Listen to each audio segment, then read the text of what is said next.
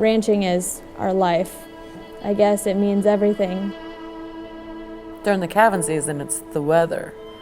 This year was really bad with the cold wind, minus 32 below. Stressed, very stressed.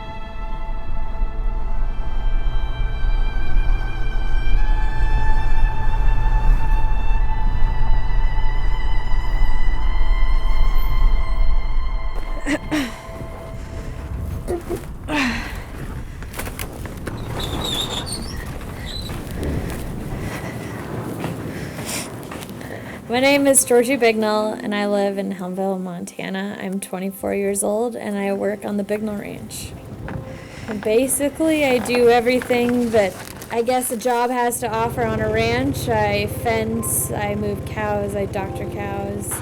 I spend a lot of time calving, haying. The cows go out with the bulls in June, and then about March, we start having calves, and around 1,000 head we calve out, and the second they hit the ground till the day they get on the truck shipping day. We're 5 miles west of Helmville. There's approximately, maybe a little more, 10,000 acres. I'm Lisa Bignell. Georgiana is my daughter. The challenges are keeping the animals healthy. You get them safe and on the ground, but then that challenge just begins again, just trying to keep them healthy. Weather is one of the biggest. Weather's huge. This has been a tough year. My dad, he goes and he runs the tractor every morning and he makes sure everything's fed. And then my brother during that time checks all the calves to make sure they're healthy. When you know the big harsh storm's coming in, when we got a bunch of newborns, be batching a baby calf coming out and that, and I mean, how does it stay alive? You got to be on top of everything.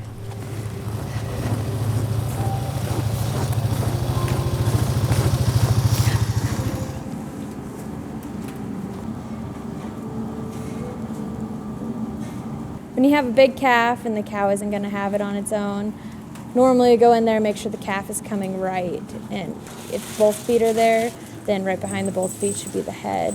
And if the feet and the head are there, you basically just put some pressure on it and make sure you put the chains on and put some pressure on it. And if he's not coming, you can put the pullers on. And if pullers aren't cutting it and everything's in the right position and it should be coming out, then we go to a C-section.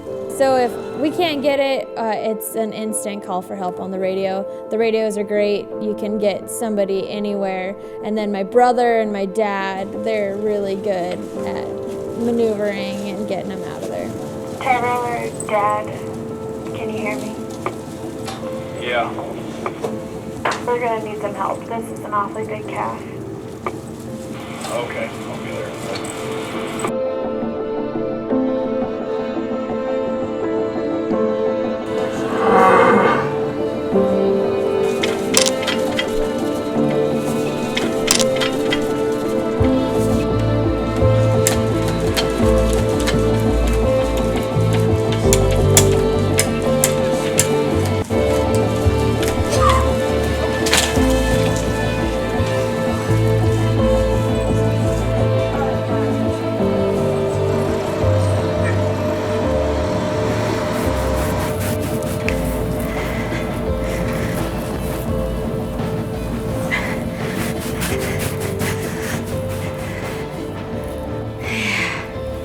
He might need just a second on his feet. It's a pretty big calf.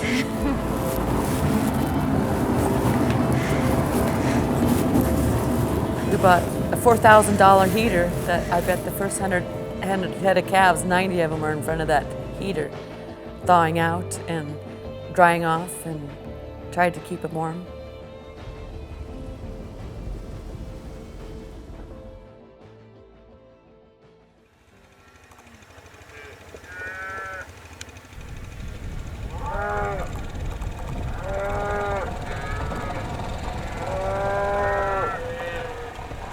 We work 24/7 every day, pretty much from your shift starts and your shift ends when the next people come on, which really depends on what's happening, because sometimes they'll come on and there's still work that needs to be done.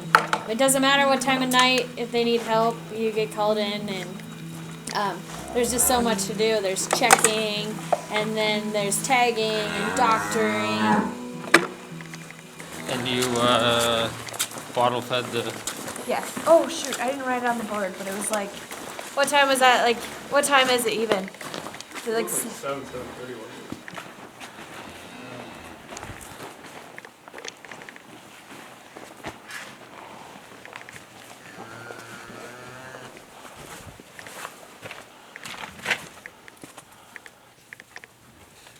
She's showing anything?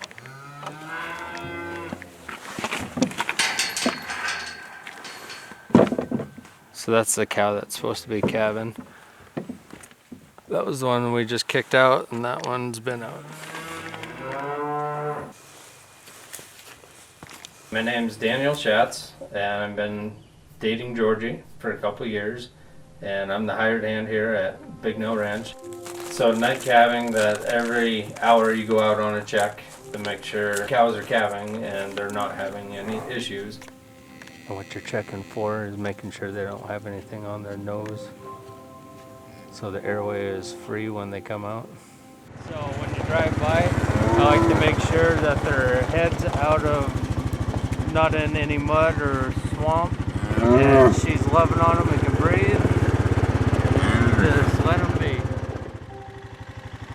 What I was writing down in the book is the cow's numbers, what time the calf was born, and if there was any issues, or if it's already sucked, or if everything's okay, or I have to come back and check on it in a certain amount of time. That way you keep track of what's been born, what's good to go, what's not.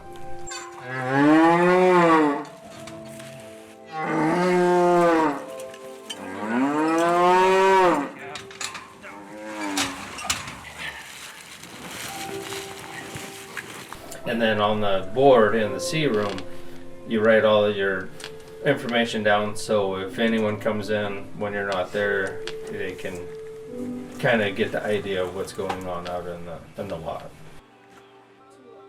The minute a calf's born, we need to get them in someplace warm and make sure they get up and suck as quick as possible, because that cow produces a milk that's called first milk, and that is really important for the calf to get. It's a colostrum, that calf's defense against sickness for the next 3 months of its life. If they don't have that colostrum in them, their chances of survival are a lot lower. Okay. When the wind blows, you can't get warm. It blows right through you. With the cold wind, minus 32 below. During calving season, it's just finding help's hard. To find someone to come help you out, because you have to go 24/7, 7 days a week for 65 days, and it wears on everybody. Depending seasonally, it controls everything we do. It's haying season, and it's also 4th of July. It doesn't matter. In calving season, St. Patty's Day or Christmas or anything like that, cows come first. It's hard to watch something you've worked so hard for die. Death loss is hard, just because it's hard to watch anything die.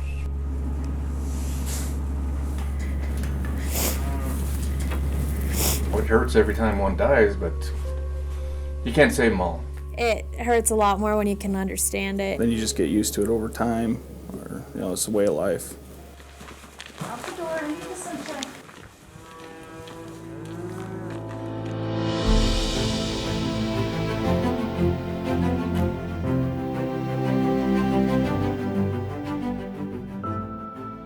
The best part of raising calves is picking out the calves and watching them grow, and then watching what the cow produces once she's in your cow herd.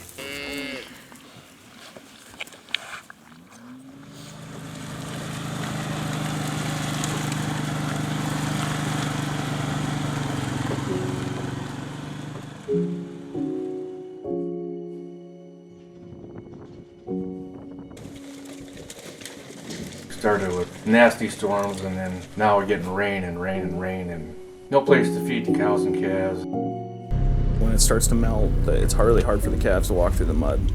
You want to keep the hay dry when you feed it out, and it's hard when it's melting like this. We're building a product for people to enjoy, and it is very bittersweet, you know, when they go on the truck. You worked so hard, but you know, in the end, we have bills to pay, and they're our money maker. I mean, we're feeding the American people. There's no better way of life to raise your family out in the wide open, and we're all together, and we're all trying to get along. I think we're very proud of what we do, and our kids are all hard workers. We grew up doing this, and we all just love it. I think I was basically born into ranching. Like, I don't think I really had a choice. Every time I tried to leave, I always came back, so I think it's in my blood. Every year you get that one calf that has some sort of issue. It's either dwarf size or blind or something happened that wasn't supposed to happen. And this year is my calf, Lip. She has a hair lip, and she can do everything a normal calf can do, but she couldn't suck the cow at first, so we took her off the cow, and now she's my lawn ornament and my buddy. So she's pretty fun. I hope to keep her around, maybe permanently if I'm lucky. We always need a cow to lead the cows across the bridge, and I'm hoping she's gonna be halter broke and do that in the future.